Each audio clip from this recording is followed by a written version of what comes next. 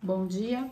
Hoje nós iniciaremos a começar a ler esse livro aqui, né? A Derradeira Chamada de Ramatiz para um novo tempo na Terra. Começamos no capítulo 1, que diz assim: a Terra é como uma grande nave em curso cósmico. Então vamos continuar lendo. Sob a ótica da astronomia, a Terra ela é considerada um planeta de médio porte, embora pareça minúsculo quando visto da imensidão do universo. Os seus habitantes são como passageiros que percorrem o cosmos numa viagem em direção à luz maior por todos os astros, tal como naves planetárias que encontram-se em movimento percorrendo o seu trajeto evolutivo. Essa viagem, que está entre aspas, se dá por meio de transmigração de almas entre os vários planetas, como uma grande romagem que busca o caminho do aperfeiçoamento e da evolução. Ocorre que esse pequeno ponto no espaço está inserido em um sistema solar, também em viagem, como em movimento está a nossa constelação e igualmente a nossa galáxia. Tudo se acha em deslocação, com velocidades gigantescas, apesar de aparentemente lentas, porque são estruturas cósmicas extensas. Como viajantes das estrelas, aproximamos-nos de astros desconhecidos, posto que a astronomia terrena não pode detectá-la por dispor somente de alguns mapas e de informações limitadas nos movimentos cósmicos. Muito desse processo ocorre no horizonte de tempo separado por séculos, milhares, milhões e até bilhões de anos.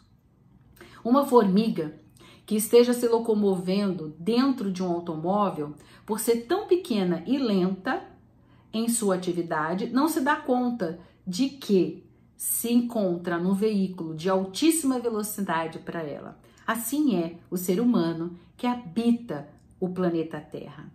É muito interessante essa ilustração da formiga caminhando lenta dentro de um carro que está numa velocidade absurda. Ele faz isso conosco, né? O planeta Terra. Nós somos a formiga, o nosso planeta, né? Como todas essas estruturas cósmicas estão em movimento evolutivo, é natural que seus componentes, estrelas, planetas, asteroides, cometas e meteoros, se encontrem em dinâmica contínua. Portanto, a Terra é apenas um desses eventos cósmicos em transformação, que interagem com mudanças em todo o sistema solar, na constelação e na galáxia em que se inserem. E ainda, bem, que não há monotonia no cosmos e que todos avançam em direção ao núcleo galáctico de onde vibram forças arcangelicais, gigantescas, em consciência e amor, plenamente sintonizadas com a força central que engloba todo o macro-universo, de onde emana o infinito e sublime amor do nosso Pai Maior. Algumas pessoas se amedrontam ao verem cair um temporal com relâmpagos e enormes trovões. Os animais, com a baixa consciência que possuem, se assustam ainda mais. Todavia, há aqueles indivíduos que mal se dão conta do que se passa permanecendo em suas atividades rotineiras. Há os que apenas observam e admiram a beleza dos fenômenos naturais e também aqueles que, por medo ou respeito à situação, aproveitam para fazer uma prece e pedir proteção a Deus. Poucos, porém, se regozijam com a beleza da natureza por ter em mente a importância da chuva para molhar a terra e abastecer os rios. E mesmo quando ela é torrencial, reconhece sua importância no trabalho de limpeza da pesada atmosfera terrena. Estes agradecem a Deus por ela e contribuem mentalmente para que a limpeza astral se concretize a contento, tornando-se assim importantes colaboradores no universo. Muitas vezes, esses fenômenos geram desastres, acidentes ou incidentes, pois antes de serem fenômenos físicos, climáticos, os temporais são agentes de limpeza astral. Desse modo, como não raro a orbe se encontra energeticamente pesada, por conta dos mecanismos naturais de movimentos atômicos e fototônicos, são desencadeados processos sucessivos de saneamento com ventos, águas e centelhas eletromagnéticas. Olha que interessante. Os nossos pensamentos, os nossos sentimentos, as nossas atitudes, as nossas palavras, né? Elas atuam e sujam o astral, né, do nosso planeta. E essas chuvas torrenciais, elas limpam. Nesse caso, diz ele, acidentes podem ocorrer provocando as mais diversas reações nas pessoas. Há aqueles que, vendo seus vizinhos em apuros, apenas observam e ainda que sintam algo por eles. Outros não desejam se arriscar ou pensam que aquilo não é problema seu.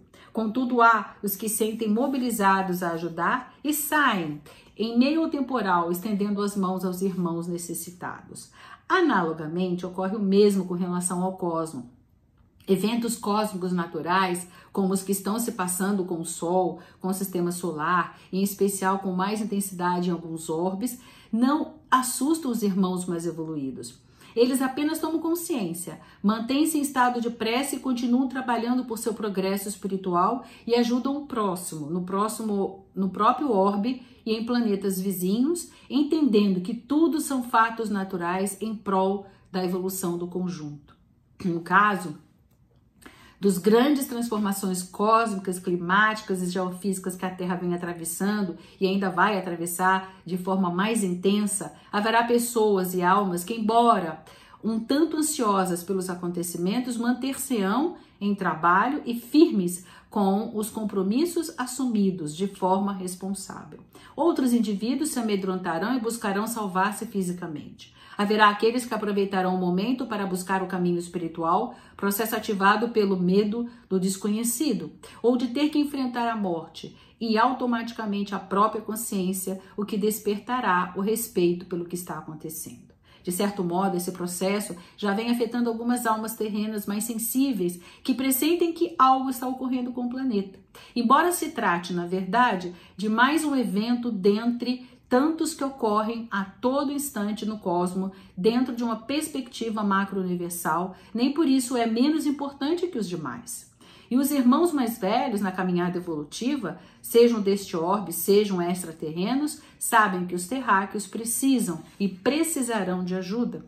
Grande maioria da humanidade terrena se encontra anestesiada, nem sequer percebe o que está acontecendo. Outros pressentem algo no ar, mas preferem não dar importância a tais pressentimentos para não encarar suas vidas com responsabilidade e assim manter-se inertes aos fatos. Alguns poucos desejam interagir com os acontecimentos ou com o que está por vir e desse modo buscam descobrir que atitudes tomar. Contudo, são raros os que se dão conta de que o principal fator a se trabalhar é o mundo íntimo, com visitas à autotransformação. Infelizmente, a grande maioria dos cientistas terrenos, ainda blindada por alto grau de vaidade e arrogância, que cria verdadeiras capas impermeáveis à penetração da consciência e do amor universal, não permite que suas mentes e seus corações captem com maior amplitude mais atenção e humildade e intuições, sinais e percepções que poderiam facilitar as suas análises científicas, dando-lhes acesso à realidade com maior fidedignidade e a identificação dos fatos do ambiente terreno e cósmico à luz de uma abordagem macrocósmico-espiritual. É importante deixar claro que quem buscar proteção unicamente física não estará resguardado, pois tais eventos, muito antes de serem fenômenos físicos, são acontecimentos de cunho espiritual, o que deve induzir os terráqueos a compreenderem que o mais relevante será a busca do caminho e do equilíbrio espiritual. Não há sentido em alimentar o medo e o desequilíbrio emocional. Quem de fato trilha o caminho espiritual sério, consciente, rico em fé nos desígnios de Deus, nada temerá, mesmo estando consciente de que ainda é uma alma imperfeita e em aprendizado. Afinal, viver a imperfeição também faz parte do aprendizado, da maturação e educação cósmica e da caminhada evolutiva de cada ser.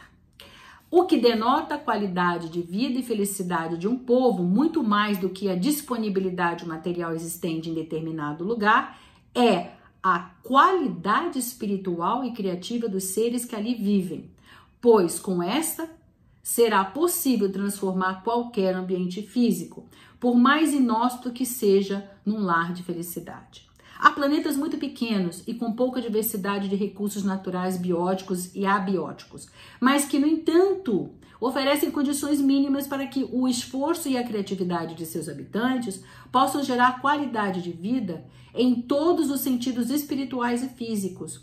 De pouco extrai-se muito, e este muito serve a todos. Irmanados no sentido fraterno universal, sem violência, sem egoísmo, sem orgulho ou sentimento de poder.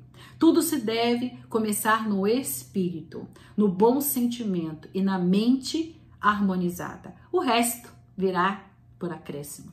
A vida se expressa, antes de tudo, nos planos energéticos mais sutis e aos poucos vai se densificando. Portanto, é preciso, em primeiro lugar, que o indivíduo se concentre em questionamentos existenciais espirituais. De onde vim? Para onde vou?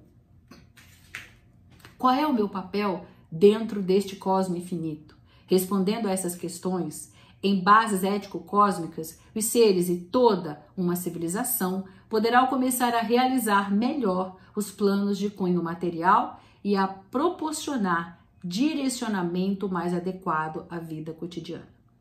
Na próxima vez, nós vamos ler Transmigração de Origens Diversas e Ancoragem de Almas Ainda Primárias. Estamos na página 22 do capítulo 1. Abraços fraternos.